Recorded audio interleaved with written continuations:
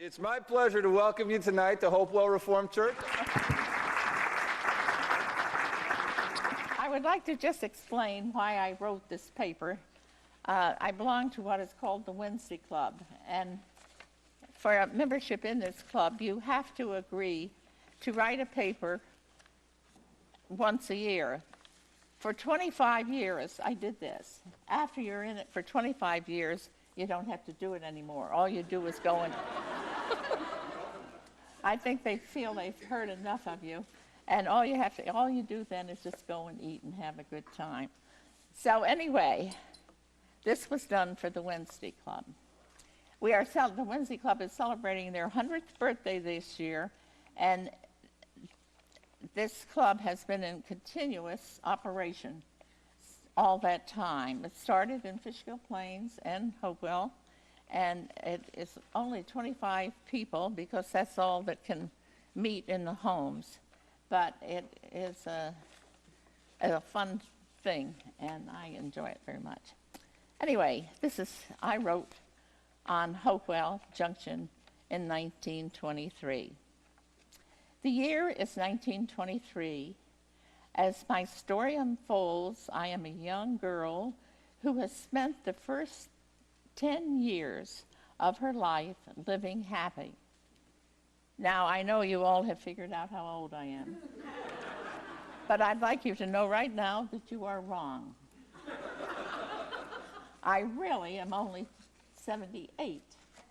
I mean 88. I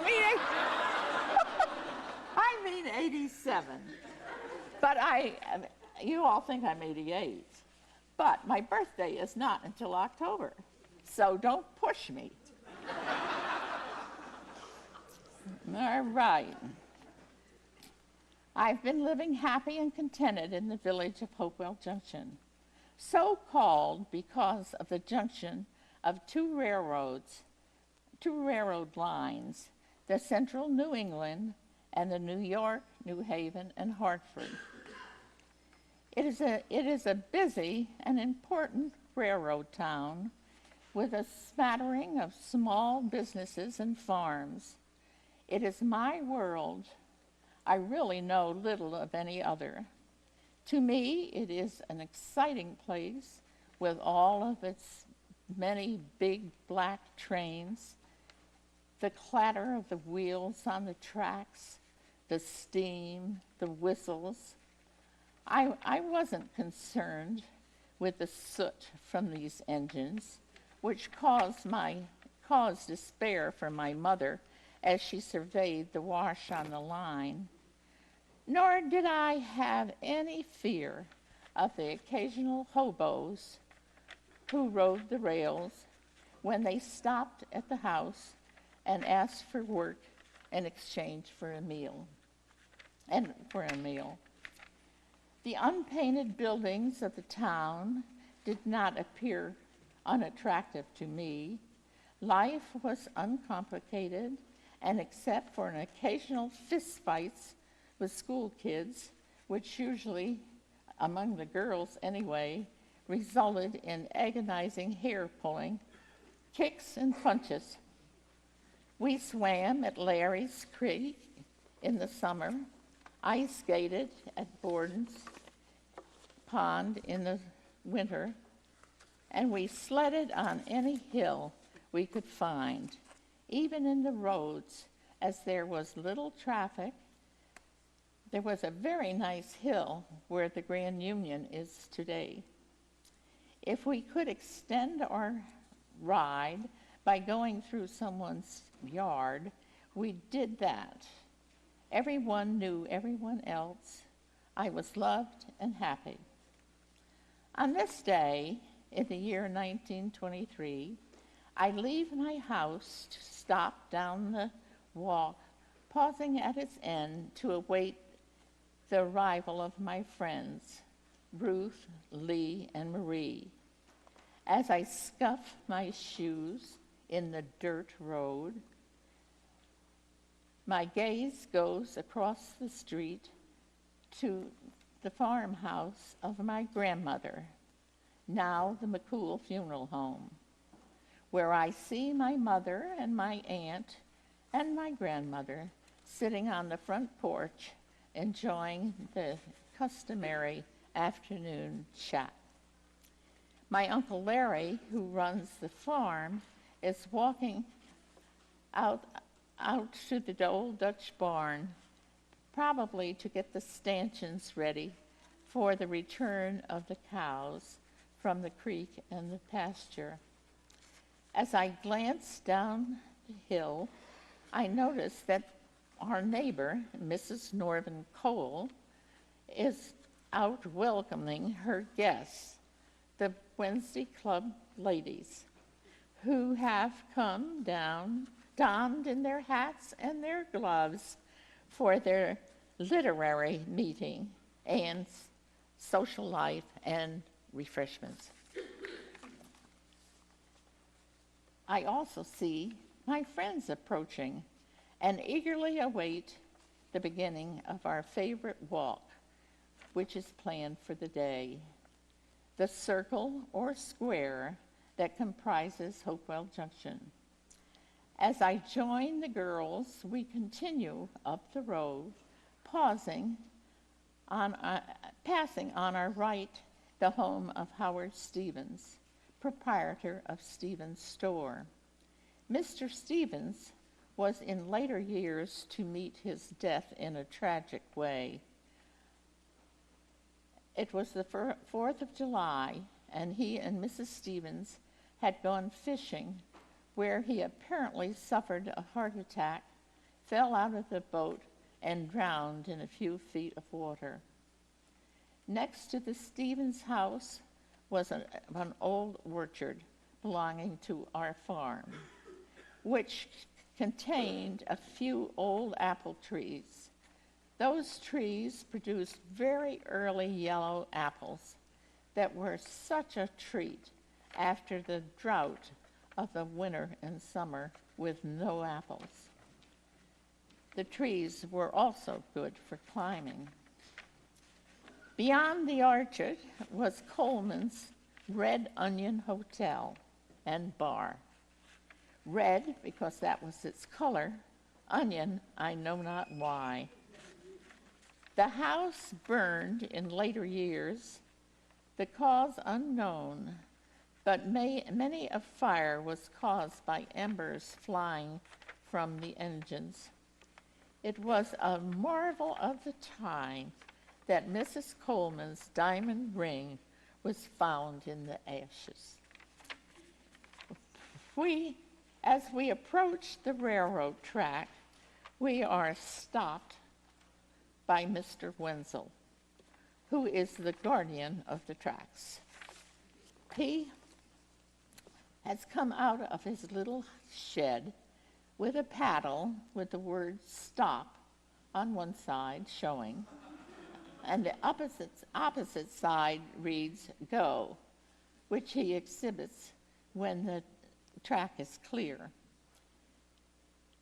Some days we argue with this man, saying that we can beat that train that's coming, be it known that if one got stuck by one of these long freight trains, it could be a lengthy wait, as there were many cars on the freights, sometimes numbering over 100, with an extra engine in the rear or a double engine in the front to help either push or pull the train over a falling mountain.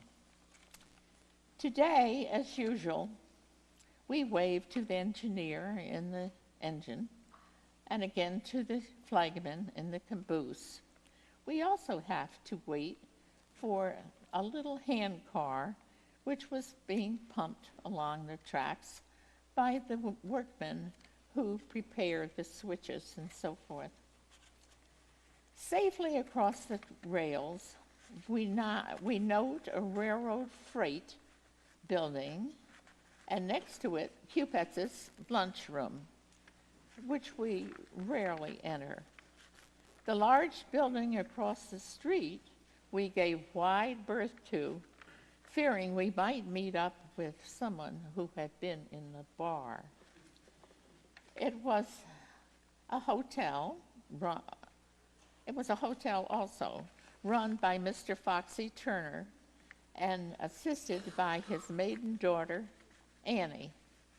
Little did we realize that Annie would, during the World War II, keep a jar on the counter urging donations for the soldiers.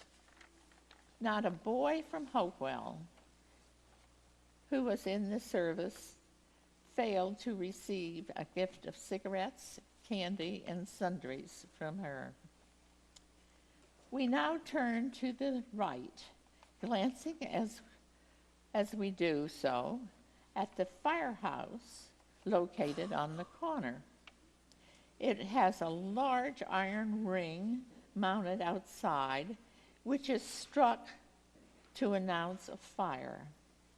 The train whistles also blow special warnings to announcing that there is a fire too, perhaps one long and two short toots. To find the exact location of a fire was a very simple thing to do. All you had to do was to ring up Central, who was the operator. We called her Central. All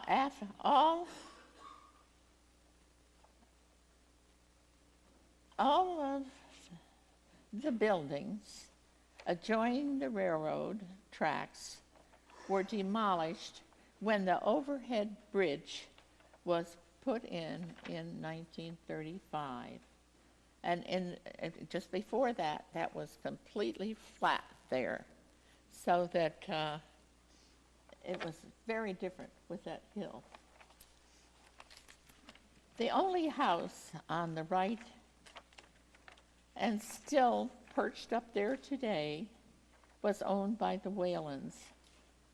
A scene in that house will always remain with me. The mother of the family had died, leaving 5 children. My grandmother was going to go to pay her respects, and it was decided, since Catherine, one of the daughters, was in my class at school and a friend of mine, that I should go too. It was with fear and trepidation that I approached the casket to see my first dead person. Mr. Whalen had unusual nicknames for his children. Box was Frances, Stub was James, Crock was Catherine, Hud was Helen, and Bottle was John. How he arrived at these nicknames was unknown, but these nicknames were what they were called.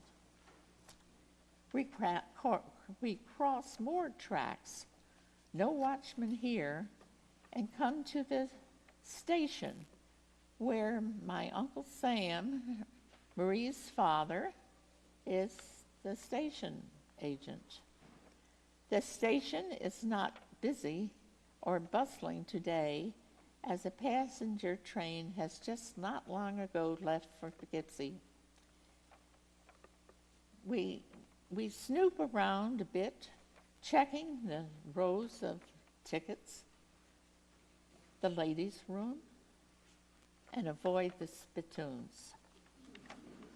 Our next stop is the post office, which is a building in a row of houses. It is a pretty active place, as every one in town picks up their mail there.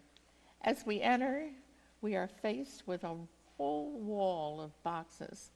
Opening ours, we pick up any mail and proceed on our way. We note that the Hopewell Inn is flourishing. This is also out-of-bound place to us. Directly across is Borden's Creamery, where Ruth and Lee's father works.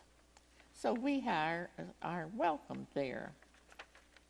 We encountered the unique odors of warm milk, ice, and sawdust.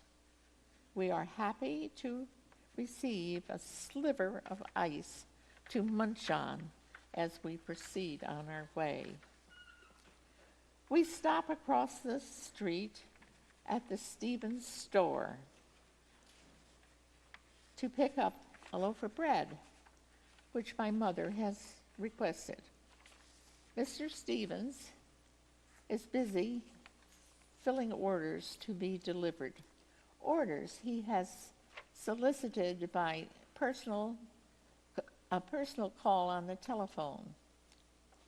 The store is rather dark inside, with oiled wooden floors, dark walls and counters. It's no supermarket. There is a lot of merchandise, though, in the store. On one side is the food market. Canned goods, eggs, butter, bread. The other side is the clothing, including shoes and arctics and boots. Across the road again, we go to check out the feed and cold plant of my grandfather. He has died the year before, but I can still visualize him seated at the roll-top desk, working on his accounts, a pipe in his mouth. The bin of feed and seed are fun to run your hands through, and the big wooden scale outside, flush with the ground, so that the wagons and trucks with their coal can be pulled up on it and be weighed, is one of life's marvels to me, since the weight registry is inside the office. I puff up with pride that my grandfather has such a wonderful invention. Passing the sheds and the duck pond, we come to Burtis's Hotel and Basement Bar. There is a pathway between the buildings and the pond, which leads to another pond, which is where Borden's Creamery gets their ice in the winter. We never asked permission to cut through Burtis's yard. It seemed to be a long-standing tradition, the same as flying through Bates' yard on Orchard Street on a sled, sliding under the fence and ending up in the Wintermute's yard. Adults were kind and generous to us, and we were pretty good and well-behaved children, except perhaps at Halloween, when a privy at the schoolyard was usually upset. Our good behavior was in part due to everyone knowing everyone who you were, and the fact that anything that you did wrong could easily be reported to your parents. Crossing the tracks for the fourth time, we hear no whistle announcing a train. The roundhouse is off on the left. We don't usually go there. The big, noisy engines are too intimidating, and perhaps we aren't receiving too great a welcome from the workmen, because the roundhouse was the train's hospital. We do stop at Mr. Grumbly's store, however, where we have the change from the bread to spren. Mr. Grumbly was a bachelor of undisclosed age, somewhat of a recluse. He wore a wig held on by rubber bands cut from an inner tube. He had an ice cream fountain in the store with typical ice cream tables and chairs. He also sold magazines and newspapers. In the front of the store was a wonderful counter of penny candy. If I had a nickel to spend, it invariably went for a roll of Necco wafers. I especially liked the chocolate ones and always hoped it would be my turn when one of those appeared. There also was a gasoline tank outside this store. Mary Heaney upset it one time, and someone else got on fire when a lighted match was thrown into a pool of spilled gas. Mr. Grumbly saved his pennies, dumping them in a room upstairs. When he died, there were hundreds of pennies in the room. A barber shop was housed in the rear addition of the store and had its own entrance. Mr. Grumbly also had a grocery store built next door. At the time of our walk, it housed the King's Market, our first chain store. It was followed later by the Schaefer store in 1927, run by Mr. and Mrs. McKeel. She is now Lula Knickerbocker. Her children, Louis McKeel and Myra Ross, all three are still living in Hopewell. Sadly, that is not true anymore. None of them are living. The tiny building across the way, and that's that little teeny house, was perhaps a barber shop or maybe a shoe repair shop. We didn't stop there, so we don't know what was there. Ahead is one of our very favorite shops, the blacksmith, run by a Mr. Pascoe, George Bailey's grandfather. What a fascinating place. The stamping of the horses, the switching of their tails, the hot fire pumped up by the bellows till it was fiery red, the pounding of the anvil, and the hissing of the hot iron as it is dumped into water to cool and to harden. And then the mystery of nailing the shoe on the horse's hoof, and he didn't even whimper or cry. We didn't bother with the 2 bars across the street. And do you think there are quite a lot of bars in Hopewell? And we didn't even bother stopping in at Dan Lynch's meat market, although he was a very nice man. It was getting late, and we were due home shortly. Cy Tompkins' store was on the corner. That was the corner of now 82 and 376. He had the well-known reputation of not being too generous, wrapping all of his sales in newspaper. He carried groceries as well as notions, thread, buttons, a bit of yard goods. I was often asked by my grandmother to run down to the store for some item, and I was always glad to hear her say, "And keep the change." Cy, too, had a counter of penny candies.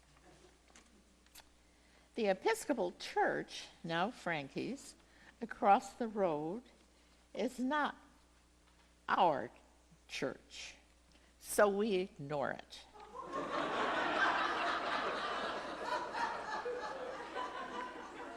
But the Emmeline Hall, now owned by the Dutch Reformed Church, is familiar, a familiar spot, and being our denomination.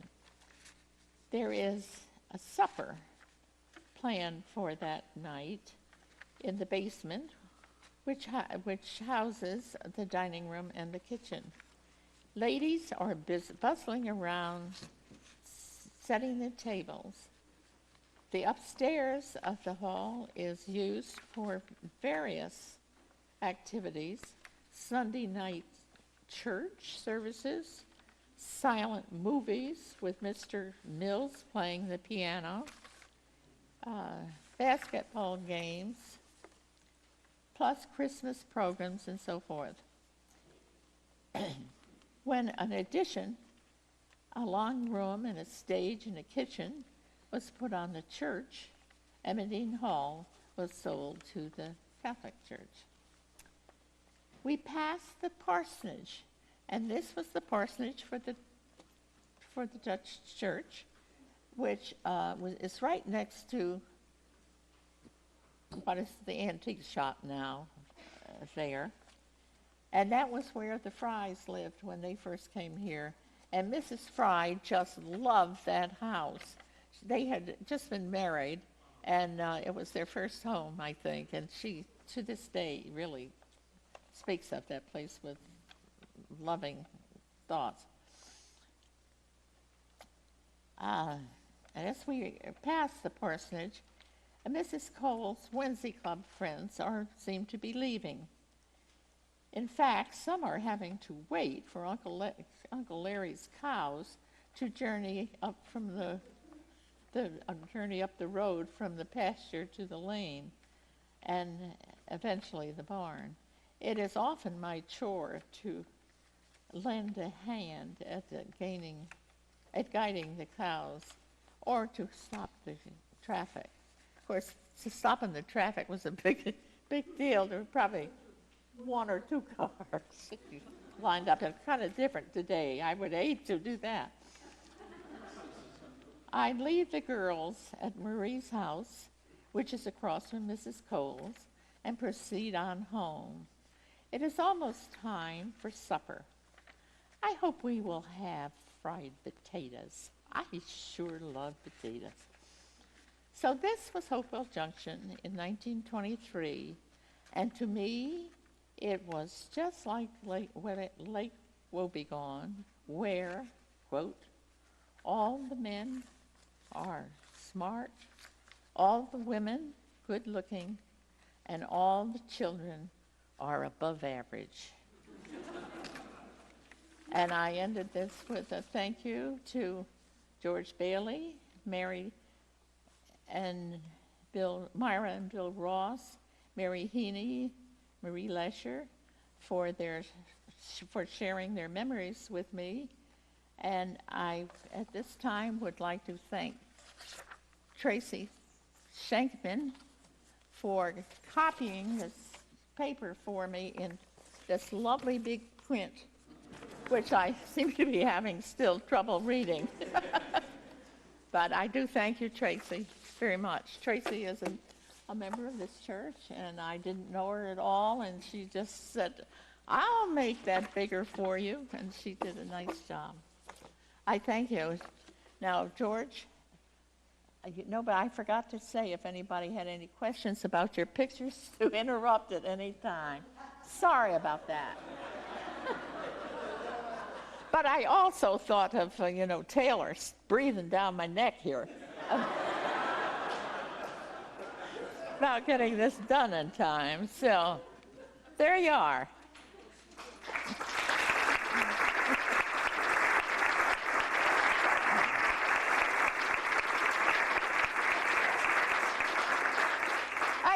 I think maybe, George, do you have a few more slides you want to show?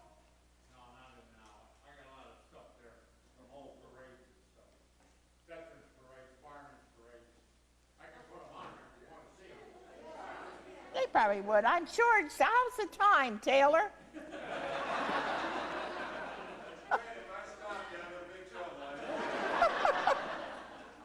You seem seem to be jumping out the door there in a hurry. You know how it is.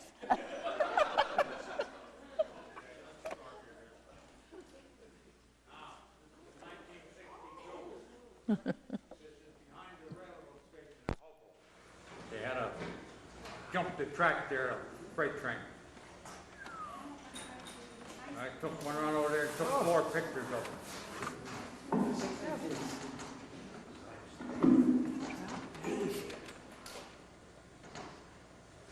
It was right west of the station between Route 376 and the station, where it is now.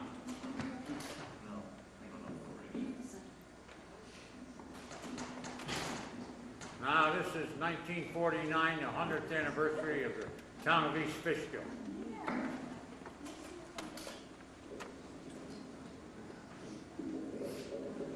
That's on Route 216, going into Stormville, I believe.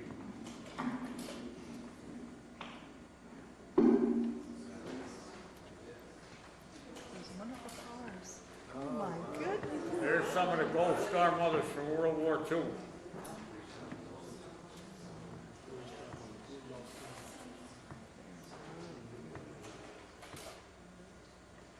There's the gentleman with the black coat on there, black suit, that's Bert Allen. I don't know if anybody remembers him. That's Bert, yep. He was a judge in the town at one time. Frank Northrop is alongside of him. George, can you go back one? Is that a Krug's bakery store? Yes. Okay. Friday. Friday in Lumber. Yeah.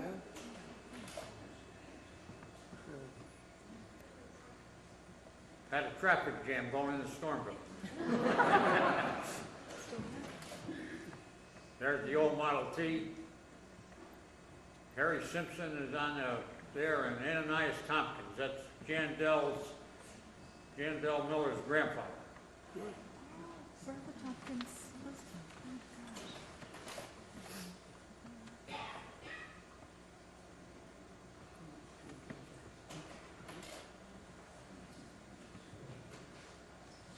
That's the first fire truck they bought after they had the 1921 Model T.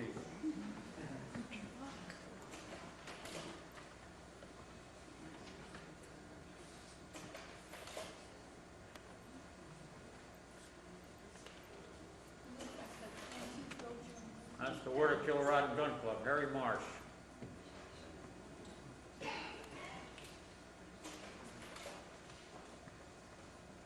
Whoops, it's backwards.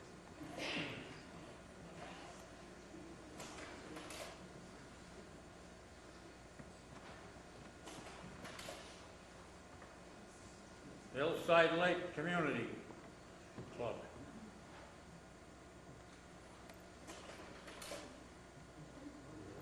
I think that's the Bethel Baptist Church, but I'm not sure. And there's Harold Mulford's, or Jim Mulford's old covered wagon. How old would that be? Huh? How old would that wagon be? Pretty old. And here's the 40 and 8 boxcar, American Legion.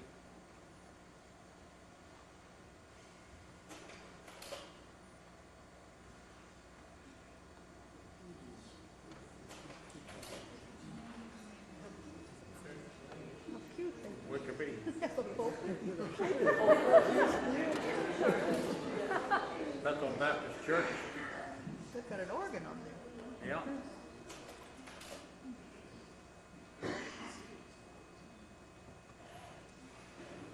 Joe Dink is standing there by he was a member of this church. This is some of the houses they visited on that centennial thing. That's I think that's Pell's. That's Foxley Hall, which is now that restaurant. I forget what it's called. What restaurant? La Chambord. Oh, yeah. That's La Chambord now, yep. That's the Tucker residence, Jackson residence, whichever you want to call it. Where is that? Right over on 376, or 216 going into Stormville, on the left, just before you go over the railroad tracks. Julie and Charlie Tucker's son lived there. Scott Tucker. That's Mrs. Neishinger's up here on, after you cross the parkway on Beekman Road, first place on the left. That's the Stringham residence, Fishkill Plains.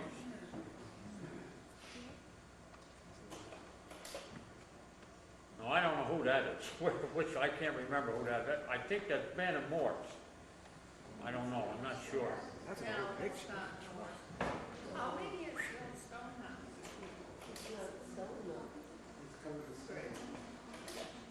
Now, this is when Emmerdine Farm burnt, J.C. Penney's on 376. What year was that, George? 1951, I think.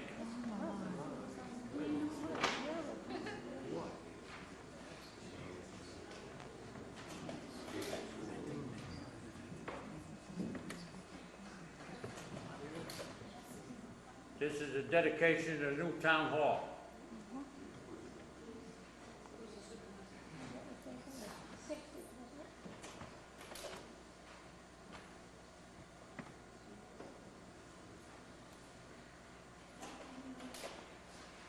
And this is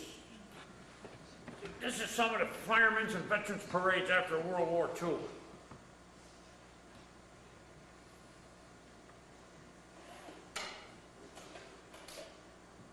That's down the main street there in Hopewell. There's the old blacksmith shop.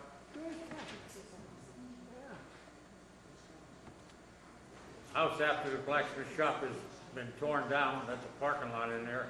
And the next one was the Schaefer store, and then the following one was Frank Grumble's. And this is where the old Veterans Memorial was after the war, right where the Gulf gas station is on 376 and 82. Where'd they move the memorial? We couldn't keep that board, and we had to paint it, and everything would rot out. Had to keep painting the names, so they decided to move it up to where it is on the intersection down here.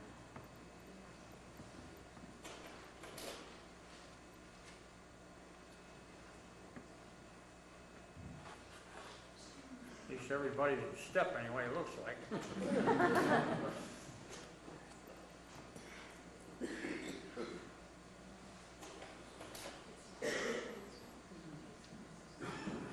That's Lynn Nestler with two little kids, two little girls.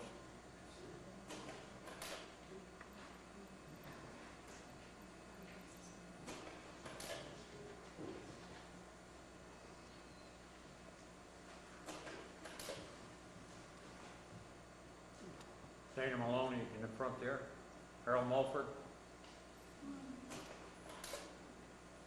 This is the Hopewell Drum Corps, Monty Way on the left over there.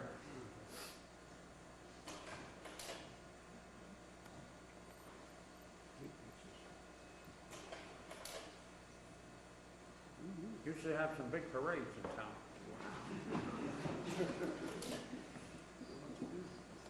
Now that lady with the pink skirt on and the flag in her hand, that's the one Charlotte was talking about. That's the Whalen girl, Catherine, what he called Croc. And that's Myra Ross over on the right. In the saddle shoes. Saddle shoes. Yeah.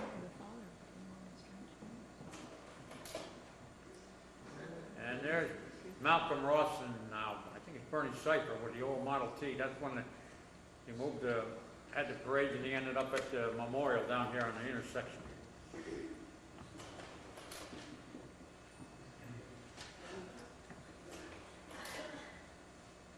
There's Don White. Really? Yep. And there's now Mrs. Alley, Mrs. Storm, Charlotte's mother. Which one, Charlotte's mother? Charlotte's mother, right front. driving. Well, I can't place who that is driving. Charlotte might know. Where is she?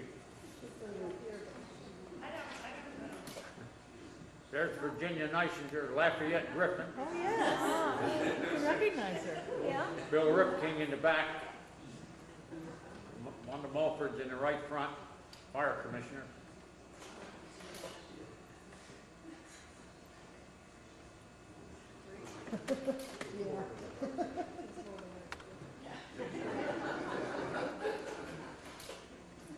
There's Dr. A.I. White on the left in his naval uniform.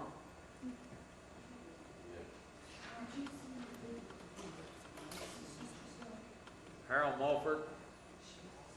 That's me behind him. I hope I'm in step. John Jacobo over on the right. Bill Ross leading the firemen on the left there. This is the old memorial down where the golf station is. Whoops. Uh-oh.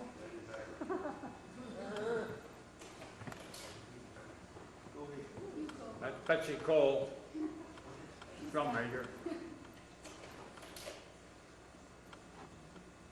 These were taken at night, and more or less when the sun was going down. This is coming up to the memorial, up off of the bridge and up to the memorial.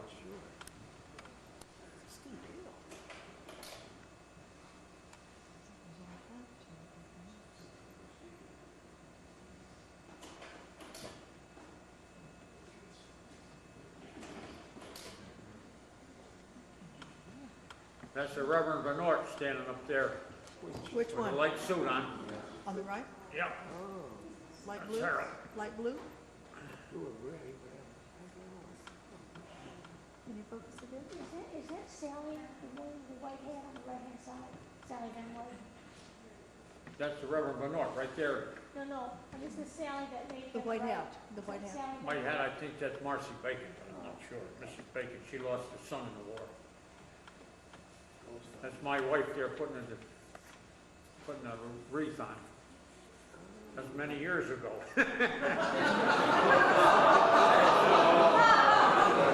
Can you focus? I'm in trouble. I'm in trouble.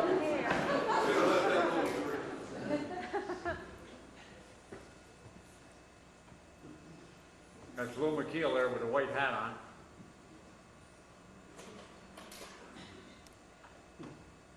There's the Reverend Bernard there. That's when we moved the memorial up from down by the gas station. That's a tamarack tree we had skinned down, shaved down, and made for a telephone pole. Or for a flagpole.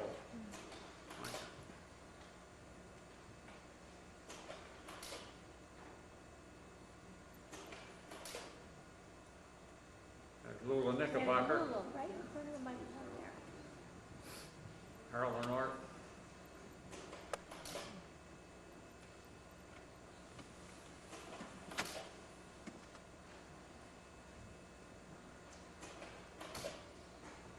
This is, there's the firemen all lined up.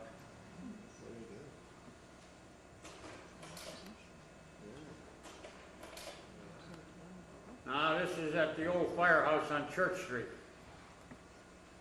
Installation of officers, I believe. That's Bill Ripking there, Steve Lent, Pete Dorn, George Kershaw, Steve Farfaroe, Oh, low for us. Elton Bailey.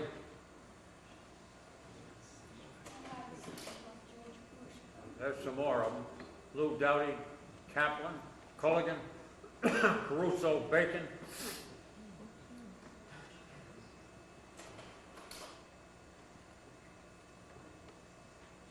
And that's Joe Hausner Award, Monty Way, Kenny McCune, and Harold Quackenbush.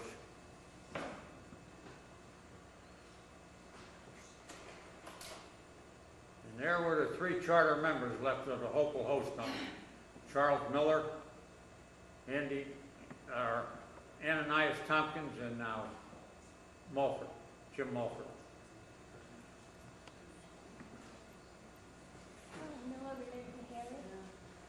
Well, Charlie Miller there on the left is Jan Del's, now, is Dennis's now grandfather, and that's Jan Del's father in the center. Grandfather. Grandfather. Or, yeah, Jan Del's grandfather, that's right. Essie's father. Yeah. This is the old community center for the recreation. Frank Northup, Mary Heaney, and Mrs. Whitcall, I believe.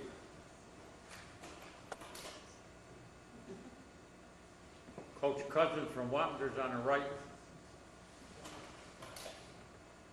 That's the first Little League team they had. That's Ray Knickerbocker managed them.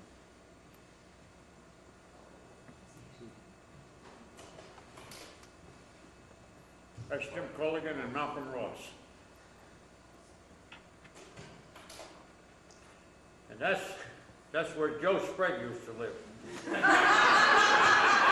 And I took that and I call that McCool's Hotel. You're right about that, George. I call that McCool's Hotel.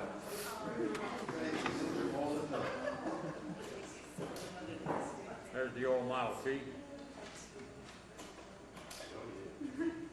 That's Milk Growth, and now the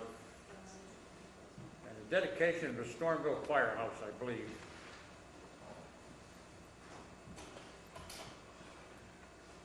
That's the installation of American Legion officers.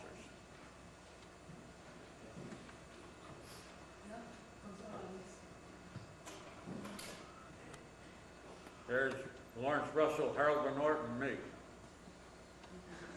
That was a little I didn't have a gray hair in my head then. Can you focus it so we can see you better? Oh, sure. That's it, I believe. Thank you.